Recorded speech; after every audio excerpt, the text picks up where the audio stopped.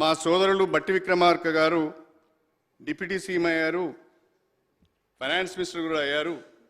కాబట్టి కాంగ్రెస్ పార్టీ మేనిఫెస్టోలో పొందుపరిచిన విధంగా డాక్టర్ బిఆర్ అంబేద్కర్ గారి అభయహస్తం ఎస్సీ ఎస్టీలకు సంబంధించి ప్రతి ఒక్కరికి 12 లక్షల రూపాయల చొప్పున ఆర్థిక సాయం చేస్తామన్నారు.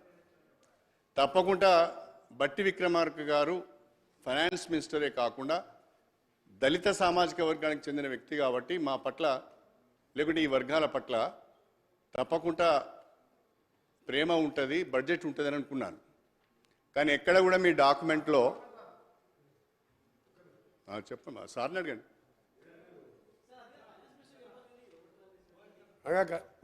ఒకరు పెద్దలు గౌరవనీయులు శ్రీహరి గారు గతంలో టీఆర్ఎస్ పార్టీలో ఉండి వాళ్ళకి మేనిఫెస్టో పెట్టి పక్కకు పెట్టడం, మోసం చేయడం అలవాటు కాబట్టి మేము కూడా అట్లా చేస్తాం అనుకుంటున్నాం. మీరు ప్రతి దాన్ని అడగలేదు అధ్యక్ష.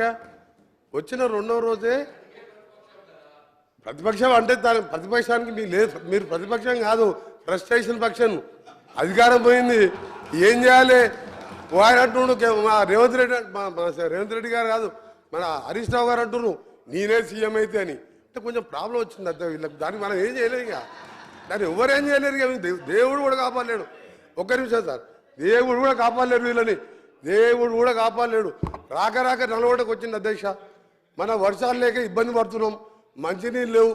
జగన్మోహన్ రెడ్డి బిర్యానీ తినిపించిండు, రాసిచ్చిండు. వస్తా అధ్యక్ష, వస్తా వీళ్ళు ఎమ్మెల్యే అధ్యక్ష. ఎంత ఐరన్ లేక అంటే వీళ్ళ పార్టీ వస్తా పాప 38 ఏళ్ళ ఓంకువాడు సార్.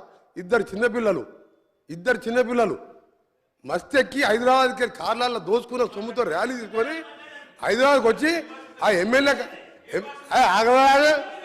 ఆగో చెప్తా మీ చరిత్ర సార్. కృష్ణానీలే సార్, 400 మంది లేక 400 మంది లేరు సార్ వీళ్ళకు. 400 ప్రజలు చీదరించారు, 400 ప్రజలు టీఆర్ఎస్ని బహిష్కరించారు. హైదరాబాద్కి వెళ్ళి రౌడీల కార్లు వేస్తే సార్ ఆ ఓంగాడు చనిపోతుంది సార్. ఓంగాడు చనిపోయింది సార్.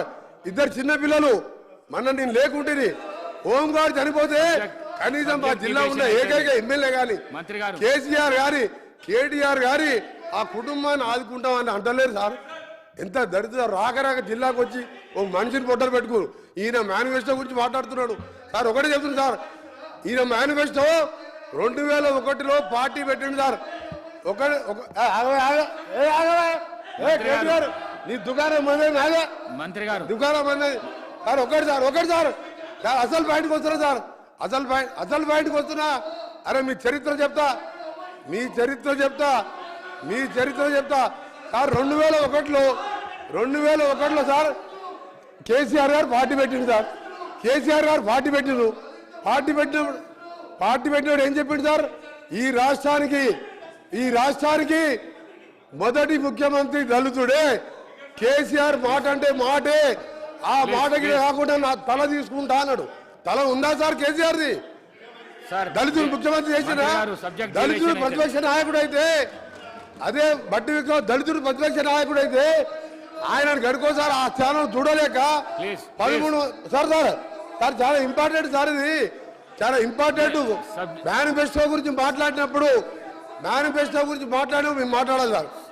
దళితుడు ప్రతిపక్ష నాయకుడు అయితే ఓర్వలేక 13 మంది ఎమ్మెల్యేని అంగట్లో పశువులను పోయినట్టు కొని మా దళిత ప్రతిపక్ష నాయకులు ఈ రోజు మేనిఫెస్టో గురించి మాట్లాడతా గజేంద్ర గారు.